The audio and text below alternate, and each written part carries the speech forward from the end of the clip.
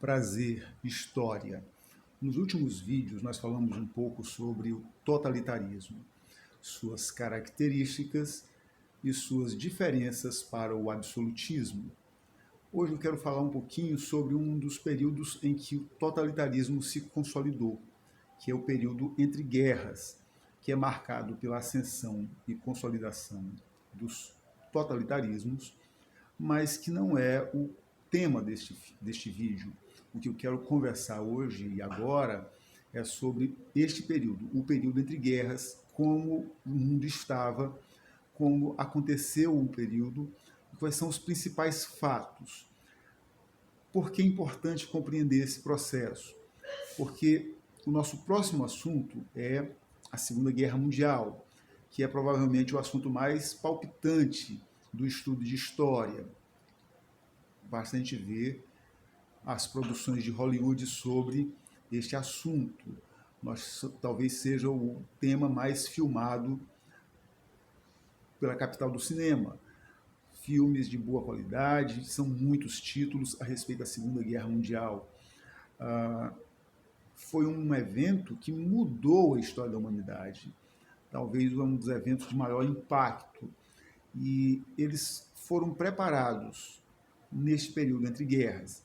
A gente precisa compreender que a Segunda Guerra Mundial não é a Segunda Guerra Mundial, é a continuação da Primeira. Muitos historiadores importantes, como Eric Hobsbawm, afirmam isso. A Segunda Guerra Mundial é a continuação da Primeira.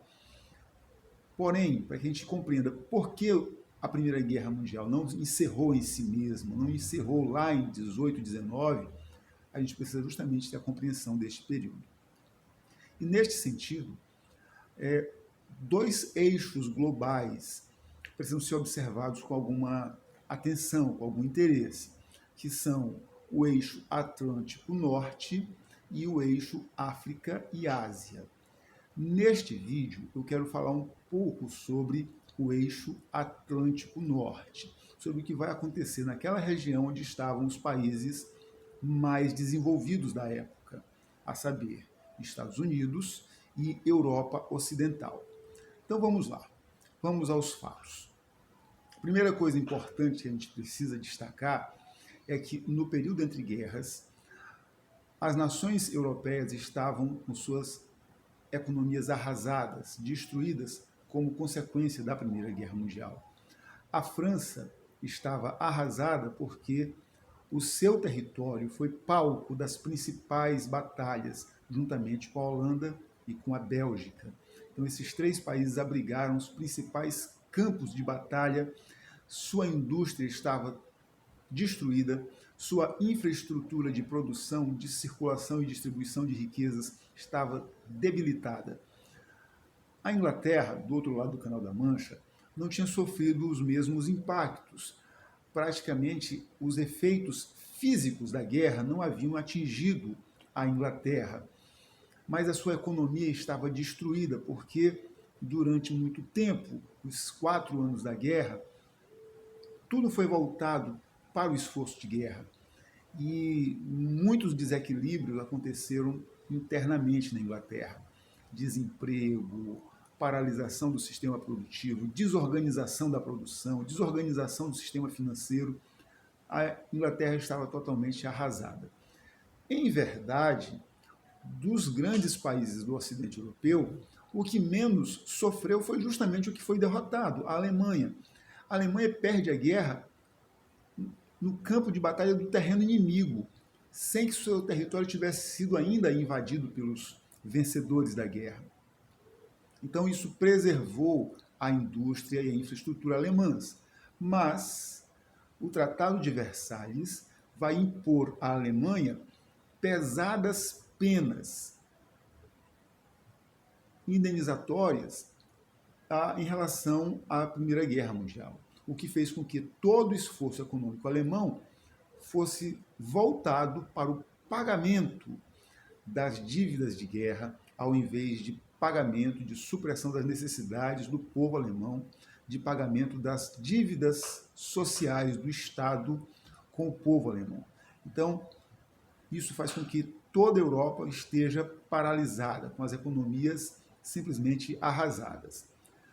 Isso vai acabar favorecendo o desenvolvimento de ideias radicais. Itália e Alemanha serão palco da ascensão de Hitler e Mussolini, respectivamente. E nesses países, as ditaduras ideológicas de extrema direita vão apontar o liberalismo como causa da guerra e como causa da destruição que esses países estavam vivendo.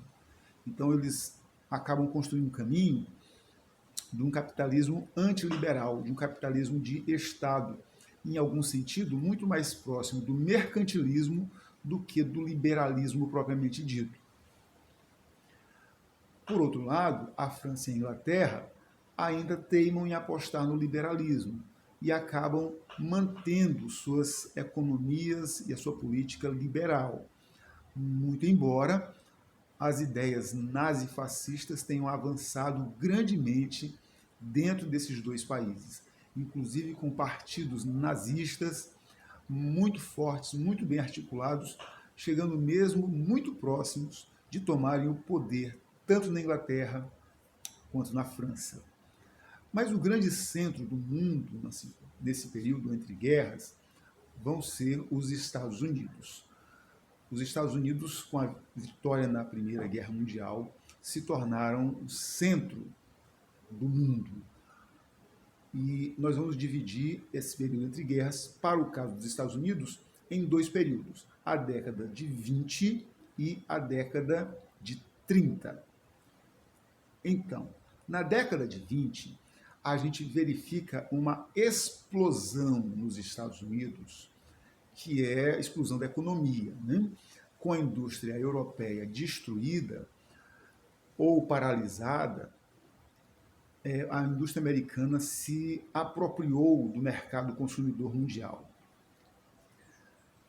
A Europa, os principais concorrentes da Inglaterra, que eram a Alemanha e França, estavam quebrados. A Alemanha ficou proibida de fabricar armas, por exemplo, e navios. Então, a produção de aço da Alemanha, que desde o final do século XIX tinha sido voltado para a indústria bélica, ela simplesmente quebrou. E como é uma indústria muito importante, acabou arrastando para o buraco todo o resto da indústria, mesmo aquela que sobrevivera à Primeira Guerra Mundial. Então, a indústria americana se apropria do mercado global e passa a ser o grande centro de exportação do mundo. Naquela época, a região do chamado Nordeste Grandes Lagos. Se você pegar um mapinha dos Estados Unidos, né, ache ali onde fica Nova York, sobe com o teu dedo pelo litoral e chega até o rio Ontário, que é aquela divisão natural entre Canadá e Estados Unidos. Aí você volta na direção da esquerda até achar aqueles grandes lagos. São aquelas porções que no mapa normalmente estão pintadas de azul. Dali dos Grandes Lagos você vai achar a cidade de Detroit. Puxa uma linha de Detroit para Nova York e aquele cantinho dos Estados Unidos, dessa linha de Detroit para Nova York até o rio Ontário, tinha sozinho quase 2/3 da produção industrial de todo o mundo. Aquele cantinho, aquilo é menor do que o estado do Amapá, mas produzia 2/3 de toda a produção industrial do globo naquela época. Então os Estados Unidos passaram a viver uma fase fabulosa de riqueza nos anos 20. E essa riqueza americana era expressa em 3 grandes eventos que vão acontecer nessa época. Primeiro, o automóvel. O Ford T tomou as ruas dos Estados Unidos. Todo mundo queria, todo mundo podia e todo mundo tinha um Ford T. Se tornou um bem de consumo de toda a classe média americana, graças à abundância de dinheiro drenada com a guerra e com as exportações, o que fez com que houvesse abundância de capital. Muito dinheiro no mercado, juros baratos, prestações a perder de vista, todo mundo tinha seu próprio carro, todo mundo tinha sua casa, seu iate, a classe média americana vivia muito bem. No rastro da prosperidade industrial, a gente tem as grandes festas. Nova York, Chicago, Detroit, Boston, Filadélfia se tornaram grandes festas. As cidades festejavam continuamente. E nessas festas, 2 ritmos tomaram conta: o jazz que era uma música dos guetos de negros, e o Charleston, também uma música de negros, uma dança extremamente sensual, de muitos movimentos de quadris. E os brancos se apropriaram dessas músicas, desses ritmos, e isso fez com que as festas americanas se tornassem formidáveis. Eram festas regadas a champanhe, vinho, bourbons, e eles viviam assim dessa maneira. Nessas festas destacam-se as chamadas melindrosas. Quem são as melindrosas? São as jovens americanas entre 25 e 35 anos, solteiras, e que não se importam de se casar, elas não estão preocupadas com os velhos padrões da sociedade conservadora. Elas fumam, usam decotes enormes, as saias com entradas e lascas muito perto dos quadris, apesar de serem saias longas e rodadas, elas dançam sozinhas, elas vão para festas, escolhem os homens com que elas querem dançar, e isso faz com que elas choquem a sociedade americana. Aquilo vira um jeito específico da nova sociedade americana, que é aquilo que se chama de American Way of Life, o Amway, o American Way. E vai ser reforçado este American Way pela nascente indústria cinematográfica, que no primeiro momento, ainda nos anos 20, estava sediada em Nova York e mais tarde vai mudar para a Califórnia, em Los Angeles, como é até hoje, mais especificamente no subdistrito de Hollywood. Mas então a indústria americana era realmente Nova York. E aí nós vamos ter três grandes destaques na indústria cinematográfica. Né? Carlitos, personagem imortalizado pela história do cinema, criado por Charlie Chaplin. Outro personagem importantíssimo vai ser o italiano Rodolfo Valentino, que faz o papel de sheik em muitos filmes, que faz o papel de gangster em outros, e ele era um moreno de olhos verdes, e aquilo chamava muita atenção, um homem muito musculoso, de peitorais bem definidos, e ele muito rapidamente se torna sex symbol das melindrosas, e é o padrão de beleza que todo homem americano devia seguir.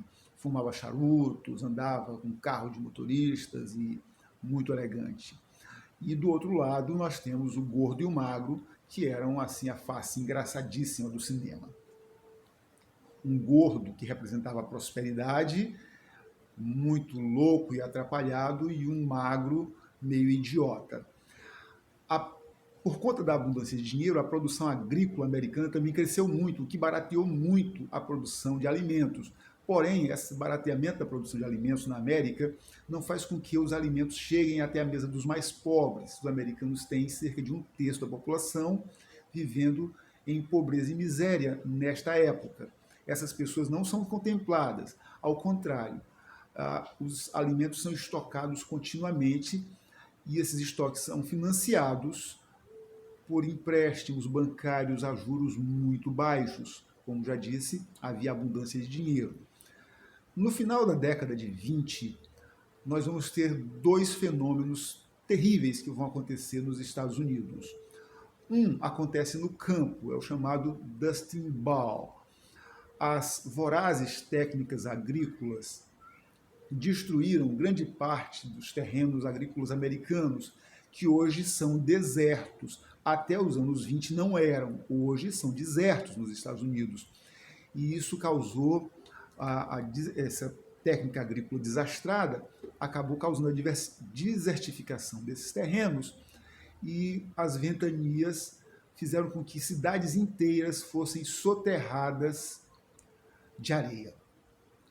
Isso quebrou a indústria americana, a agricultura americana, e fez com que os americanos dependessem muito dos estoques de comida guardados, e o preço dos alimentos dispara no final dos anos 30, 20 e começo dos anos 30. Por outro lado, além desse desastre no campo, vai acontecer um desastre ainda pior nas cidades, que é o crash da Bolsa de Nova York. Porque a Bolsa de Nova York quebra. Como falamos anteriormente por 2 vezes, havia muito dinheiro nos Estados Unidos e os juros eram emprestados, o dinheiro era emprestado a juros muito baixos. Então, muitas indústrias americanas tinham lucros baixíssimos, porque os métodos produtivos eram antiquados, porque os produtos eram duráveis demais, porque o consumidor comprava em prestações muito suaves e de um prazo muito longo, ou seja, uma série de fatores fazia com que a indústria não tivesse um fluxo de caixa adequado. E eles supriam isso com empréstimos. Então, a bola de neve das dívidas corporativas e familiares nos Estados Unidos era simplesmente fantástica. E aí acabou a explosão desse processo todo, se dá em 29 de outubro, e acaba com a quebra da Bolsa de Valores de Nova York. Isso vai ser um problema muito sério, que vai se arrastar pelos anos 30. Então, nos anos 30, vem a segunda fase dos Estados Unidos, nesse período, que é o chamado New Deal, o novo acordo. É eleito o democrata Franklin Delano Roosevelt, e ele foi eleito com um mandato, com uma proposta de recuperar os Estados Unidos, fazer um novo acordo social, um novo acordo que tirasse a América, reconstruísse os anos de prosperidade, e o governo constrói um modelo econômico menos liberal. Nasce ali nos anos 30 o chamado neoliberalismo, ou seja, o liberalismo keynesiano, que é aquele liberalismo de controle do Estado, em que o Estado olha para a sociedade, dirige, embora não hajam grandes estatais. Então, essa é a grande característica do keynesianismo. E durante os anos 30, os Estados Unidos vão desenvolver uma economia baseada nas relações corporativas. Os sindicatos se fortalecem, cria-se o salário mínimo e o sistema financeiro passa a ser regulamentado pelo Banco Central Americano, que todo mundo ouve falar hoje como Fed. O Federal Reserve Exchange acaba controlando a economia, tabelando juros, definindo normas para empréstimos, limites para endividamento do sistema financeiro e limites mínimos, fundos mínimos de reserva para sustento do capital. Essa vai ser a grande característica, ou seja, o modelo absolutamente liberal que fora pregado por Stuart Mills, por Thomas Paine, por Adam Smith, lá no século XVIII e XIX, morre no governo de Franklin Delano Roosevelt.